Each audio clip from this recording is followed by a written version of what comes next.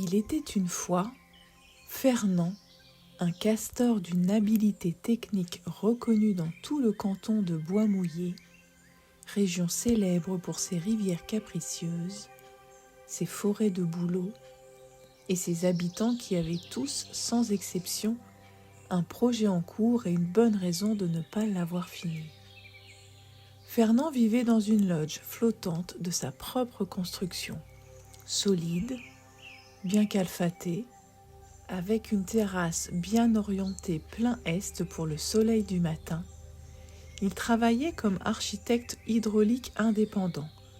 C'est un métier qui consiste à décider où l'eau va et où elle ne va pas. Il était doué, vraiment doué. Ses collègues le savaient, ses clients le savaient, et Fernand le savait aussi, d'une façon légèrement inconfortable, comme on sait qu'on a un cadeau dont on ne sait pas quoi faire. Ses plans étaient précis, ses calculs justes, ses barrages d'une solidité que les rivières respectaient.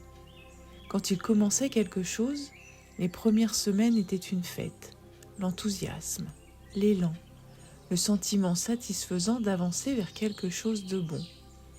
Puis à un moment précis et mystérieux, quelque chose se retournait, toujours au même endroit. Toujours quand le projet devenait vraiment bien, vraiment sérieux, vraiment proche d'être fini. Et Fernand, sans tout à fait comprendre comment, se retrouvait à défaire ce qu'il avait fait. Le cycle était d'une régularité métronomique et d'une logique parfaitement illogique. Semaines 1 et 2, Fernand travaillait avec une ardeur magnifique. Il se levait tôt, dormait peu, mangeait bien, refusait les distractions. Le barrage montait, les rondins s'emboîtaient, la boue prenait. Ses voisins le voyaient passer en sifflotant et se disaient que cette fois, c'était la bonne. Semaine 3, une légère hésitation, un rondin mal placé peut-être, ou plutôt un doute sur le rondin, ou plutôt un doute sur le plan, ou plutôt un doute sur lui-même qui utilisait le rondin comme prétexte. Il revenait sur une section déjà faite, la refaisait, la défaisait, la refaisait légèrement différemment. Semaine 4, le grand sabotage.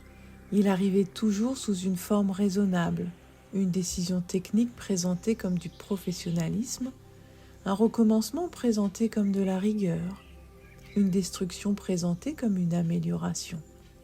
Fernand démontait, parfois tout, parfois presque tout. Il regardait le tas de rondins avec l'air absent de quelqu'un qui ne comprend pas tout à fait comment il s'est retrouvé là, puis rentrait chez lui et mangeait debout dans sa cuisine, ce qui lui tombait sous la patte, sans faim, sans plaisir, avec la vague impression de punir quelque chose dont il n'avait pas encore identifié le crime.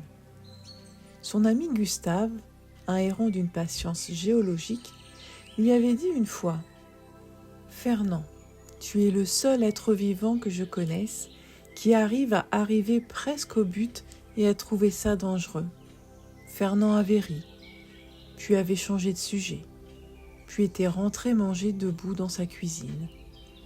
Le nouveau projet était le plus beau qu'il n'avait jamais conçu. Un grand barrage sur la rivière des Aulnes, avec une courbe élégante qui épousait naturellement le lit de la rivière, des vannes réglables, une retenue d'eau qui alimentait 3 prairies en aval. Il avait mis 6 semaines à le dessiner. Il était fier du plan, d'une fierté tranquille et solide qu'il ne reconnaissait pas toujours en lui. Les travaux commencèrent un lundi de septembre. Tout se passa merveilleusement bien pendant exactement 22 jours. Le 23e jour, Fernand arriva sur le chantier avec sa pelle et ses rondins, regarda le barrage presque terminé. Il ne manquait plus que la section centrale. 2 ou 3 jours de travail, vraiment rien. Il sentit quelque chose se contracter dans sa poitrine.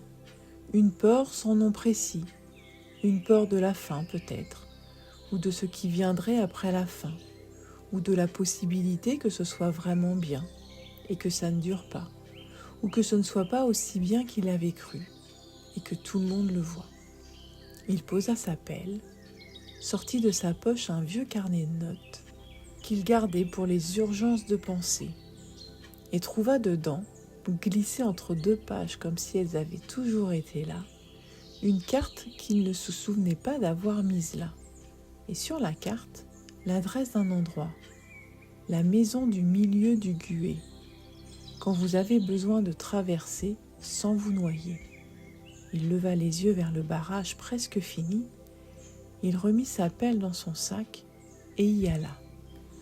La maison du milieu du Gué n'était pas vraiment une maison, c'était un abri ouvert sur 3 côtés, posé au milieu d'une rivière large et calme, sur des pilotis de bois sombre, accessible par un chemin de pierre plate qui traversait l'eau. Fernand traversa lentement, une pierre à la fois, en sentant sous ses pattes la fraîcheur de l'eau qui passait entre les pierres et l'humidité de la mousse qui les recouvrait, verte, dense, d'une douceur presque irréelle sous ses coussinets. L'eau autour de lui était claire et peu profonde, et il pouvait voir le fond. Des galérons aux couleurs de silex, des algues fines qui ondulaient dans le courant avec une indifférence tranquille. Le courant lui-même était modéré, ni violent, ni stagnant, juste assez fort pour qu'on le sente, sans qu'il bouscule. Une présence constante et régulière, comme une respiration. Il s'installa dans l'abri. Le sol était en planches de bois chaud, patiné par le temps et les saisons, avec ces craquelures douces du bois qui a vécu dehors longtemps et s'y est fait. Il s'assit, les pattes dans le vide au-dessus de l'eau, et regarda la rivière. La rivière ne faisait rien de particulier. Elle coulait. C'était son travail, et elle le faisait bien, sans chercher à impressionner. Par endroits, elle formait de petits remous autour des pierres, des cercles qui s'élargissaient et disparaissaient, se reformaient, disparaissaient encore, sans que ça ne dérange personne, ni la pierre, ni la rivière. Fernand les regarda un long moment. Les remous ne cherchaient pas à être permanents. Ils existaient, s'élargissaient, s'effaçaient, et la rivière continuait. Le soleil de l'après-midi passait entre les branches des aulnes et posait sur l'eau des taches de lumière qui bougeaient légèrement, dorées et mouvantes, comme des pensées qui ne cherchent pas à s'accrocher. L'air sentait l'eau fraîche, la terre des berges et quelque chose de végétal et de vert qu'on ne sent que près des rivières, une odeur qui n'a pas de nom dans les catalogues de parfums parce qu'elles appartiennent aux endroits qu'on trouve seulement quand on cherche autre chose. Fernand ferma les yeux. Il entendit la rivière autrement, pas comme un fond sonore, mais comme une conversation qu'il avait pris le temps d'écouter. Il y avait des graves profonds et continus qui venaient du courant principal et des aigus légers, presque musicaux, qui venaient des petites cascades entre les pierres. Et par-dessus tout ça, de temps en temps, un silence qui n'était pas vraiment un silence, juste un moment où tout s'accordait en même temps. Ses épaules descendirent, ses mâchoires se desserrèrent. Il ne savait pas qu'elles étaient serrées.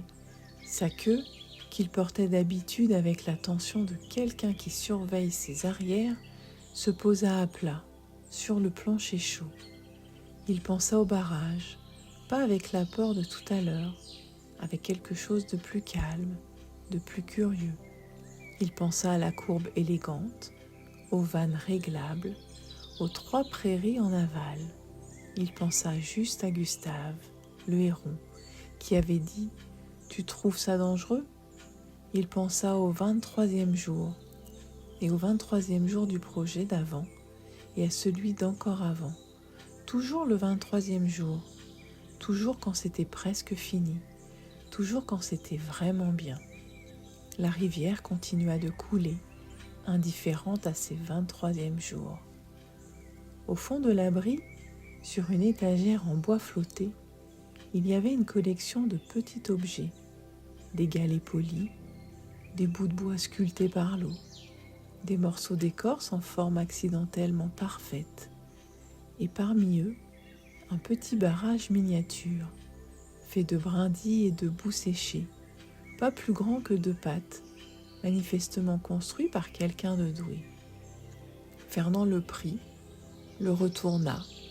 Le barrage était solide, bien fait, avec une petite vanne fonctionnelle, pas plus grande qu'une pièce de monnaie. Il était fini, complètement fini, et il tenait. Il resta longtemps à le tenir dans ses pattes. Ce petit barrage inconnu et terminé, il comprit quelque chose qu'il n'aurait pas su formuler proprement, mais qui était vrai quand même. Il sabotait au moment où c'était vraiment bien, parce que vraiment bien voulait dire vraiment visible, et vraiment visible voulait dire vraiment jugeable, et vraiment jugeable voulait dire que ça ne suffisait pas. Il n'y aurait plus d'excuses. Un barrage détruit n'est pas un barrage raté, c'est juste un barrage en cours. Terminer, c'est prendre le risque que ce soit réel, et le réel pouvait décevoir. L'inachevé, lui, restait toujours prometteur. Il reposa le petit barrage sur l'étagère avec précaution. La rivière coulait, les aulnes bruissaient. Quelque part, un martin pêcheur traversa l'air comme une flèche turquoise et disparut. Il rentra au chantier le lendemain matin. Il posa ses rondins, il prit sa pelle. Et quand vers 11 heures la contraction familière revint dans sa poitrine, ponctuelle, fidèle au poste, légèrement prévisible désormais, il la reconnut. Il dit bonjour, pour ainsi dire. Il ne la laissa pas décider à sa place. Il travailla jusqu'au soir. Le lendemain aussi, le surlendemain, il posa le dernier rondin de la section centrale, recula de 3 pas et regarda le barrage fini, vraiment fini. La courbe élégante épousait la rivière exactement comme il l'avait dessinée. Les vannes fonctionnaient. En aval, l'eau commençait déjà son chemin vers les 3 prairies. Gustave le héron arriva sans qu'on l'ait appelé. Comme les hérons font toujours, il se posta à côté de Fernand en regardant le barrage, d'un air professionnel. Il resta silencieux un long moment, puis dit « C'est bien ». Ce qui venait de Gustave équivalait à un standing ovation. Fernand rentra chez lui ce soir-là et mangea assis, à table, un vrai repas qu'il avait cuisiné avec soin. Ce n'était pas un grand soir, pas une célébration. C'était juste un soir ordinaire où quelque chose s'était terminé et où il était là pour le voir. La rivière des Aulnes coula vers les 3 prairies toute la nuit, sans s'en faire. On ne sabote pas ce qu'on ne croit pas mériter de finir.